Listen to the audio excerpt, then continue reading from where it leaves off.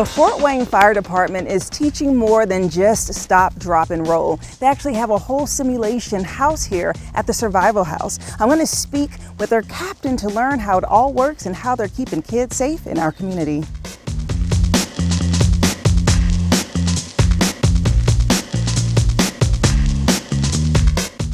Joining me now is Captain Andrea Burton in the Public Education Division. Hello. Hi. How are you doing? I'm well. How are you? Good. Okay, so we've been learning all about the Safety Village, and I think this is the coolest thing ever, right? I was driving by and I saw it. I said, what is going on there? I got to find out. And so I know that you all partner with the police department to offer different programs. Yes. And so the program that you offer really focuses on survival inside of a house fire. So this is fascinating. Tell me more. Yeah, so this is a structured program. This is called our Survive Alive House. It has been in existence since 1991. It was created after a tragedy that occurred here locally. It was 4 youngsters who lost their lives in a fire, and it was the public involvement. So there was previous educators along with the PTA of that school did a smoke detector blitz, local level, and then the state got involved, another smoke detector blitz. And so just a lot of minds and thoughts got together and realized that maybe we should show kids how to get out of a house fire if they had to. So we weren't the first one in Fort Wayne to create a Survive Alive house, but we created it, and now we are the largest here in our country, actually. 3.7 acres, about 4 football fields, but here specifically is our Survive Alive house.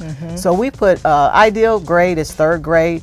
We put them in a real pretend house fire. Okay, so that is like really cool. So tell me about this simulation of them really just experiencing it from beginning to end. Yes, so what we do, we have a classroom portion. So we explain to them. So we don't want, the worst thing we want to do is have them leave here terrified of fire. So we want them to respect fire.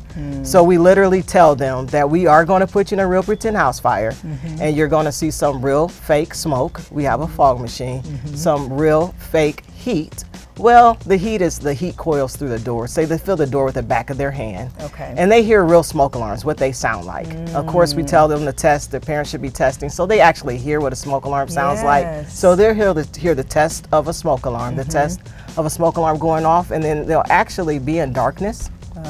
And they'll have some fake fog, which is smoke coming at them. And we do have a fire effect that is behind our couch in the 1st level, so they'll see it's a fireplace insert. So they'll see what a fire more realistically looks like. And we do tell them if this was a real house fire, we would not be in here talking. So in that level, on the 1st floor, they get to see how the smoke wants to stay up high because smoke and heat rises, and they actually witness the smoke being thick and coming down. So it's real life, you know, reality of the devastations of what fire can do to us. We talk about smoke inhalation being the #1 cause. So we say, don't waste time, get out. You can't go through smoke. A lot of us, even adults, don't understand that concept in itself. So we really drive hard some facts, hoping that they would take home to their parents. We also tell them about having 2 ways out, having a fire escape plan. So the smoke alarm is your first line of defense. That will do you a lot of good, knowing that there's a fire at 2 o'clock in the morning. Daytime, you just walk out a lot of times. So we tell them in steps. Hear a smoke alarm go off, wake up. Go low. Smoke and heat rises. You want to get out the easiest way out, which is your door. Crawl to the door. Yell the word fire. Yell that word fire. So fire, fire, fire. So people in your house can hear that. They'll hear the smoke alarm, but your familiar voice. So yell the word fire and go and fill the door with the back of your hand. And we want to make sure they're not, oh, I don't sleep with my door closed. So we try to make it the best situation. And we also let them know having enough smoke alarms will give you plenty of time to get out. So they fill the door at the back of their hand. If it's hot or warm to the touch, of course, don't go out that way. Go out the window. So we have a fire escape ladder here, and we actually show them that ladder. But we practice a technique called hanging and dropping.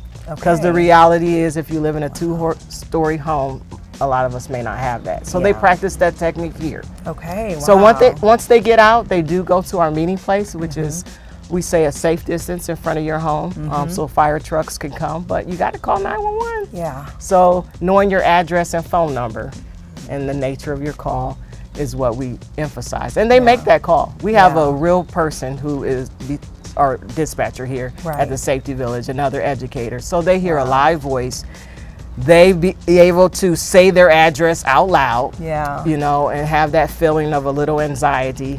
So they do that at our neighbor's house outside. So they get, so this is just so amazing. I mean, honestly, so they're sometimes just, like you said, they're in the dark. It's a surprise. All this stuff starts to happen so they can understand what it feels like and just being in that anxious moment. And then you teach them how to escape, where not to go, where to go. They drop out the window, go over to the neighbor's house and make that phone call.